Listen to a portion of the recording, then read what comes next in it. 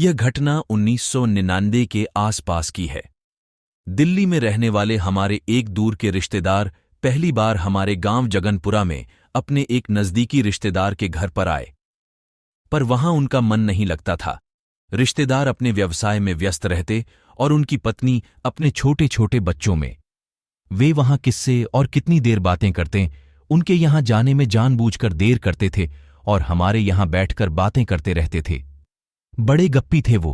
अक्सर वे हमारे घर पहुंच जाते थे और घंटे 2 घंटे गपशप करने के बाद खाना खाकर ही लौटते थे। एक दिन शाम को पहुंचे तो इधर उधर की बात होते होते भूत प्रेत पर जाकर रुक गई। भूत प्रेत का नाम सुनते ही उन्होंने अपनी शौर्य गाथाएं सुनानी शुरू की। फलाने जगह में भूत के भय से जाने से लोग डरते हैं, मैं वहां रात भर रहा, फलाने जगह पर ये किया वो किया, और हम सभी उनके हिम्मत के आगे नतमस्तक थे।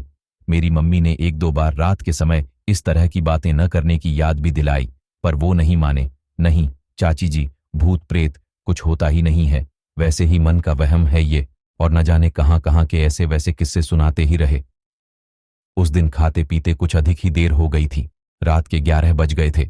गांव में काफी सन्नाटा हो जाता है। उस घर के छत से आवाज दे देकर बच्चे बार बार बुला रहे थे।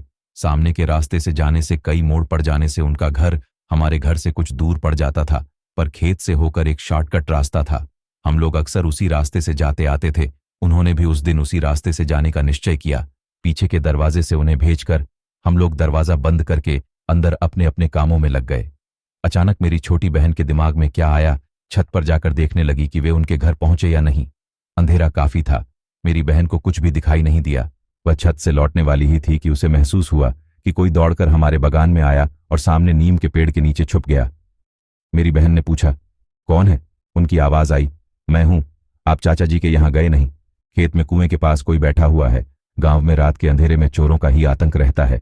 उनकी इस बात को सुनकर हम लोगों को चोर के होने का ही अंदेशा हुआ। जल्दी जल्दी पिछवाड़े का दरवाजा खोला गया। पूछने पर उन्होंने हमारे अंदेशे को गलत बताते हुए कहा कि वह आदमी नहीं, भूत प्रेत जैसा कुछ है, क्योंकि कुएं के पास उसकी 2 लाल लाल आंखें चमक रही हैं। तब जाकर हम लोगों को ध्यान आया कि कुएं के पास खेत में पानी पटाने वाला डीजल पंप रखा है और उसमें ही 2 लाल बत्तियां जलती हैं। जब उन्हें यह बात बताया गया तो उन्होंने एकदम से झेंप कर कहा, ओह, हम तो उससे डर खा गए। बेचारे कर भी क्या सकते थे। इस डर खाने की कहानी ने तुरंत बखानी गई उनकी निडरता की कहानियों के पोल को खोल दिया। फिर थोड़ी ही देर बाद पर चलेगा।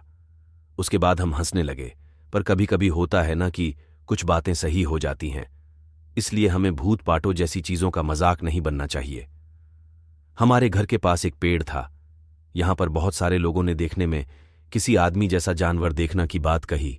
हमें लगा यह भी होने की तरह कहानी है, पर असल में एक रात जब एक मेहमान हमारे घर आए तो उनका एक छोटा बच्चा, जो कि रात को पेट खराब होने की वजह से बाहर की तरफ पॉटी करने गया था, जिसकी उम्र लगभग 12 वर्ष की लगभग थी, वह लगभग रात के 2 बजे पोटी करने गया था और वह अचानक तोड़ते दौड़ता घर पर आया और उसने घर में सबको बताया कि हो एक आदमी जो कि बहुत ही भयानक दिख रहा है आया, और उसे देखने के बाद में डर के मारे वहां से भाग आया है।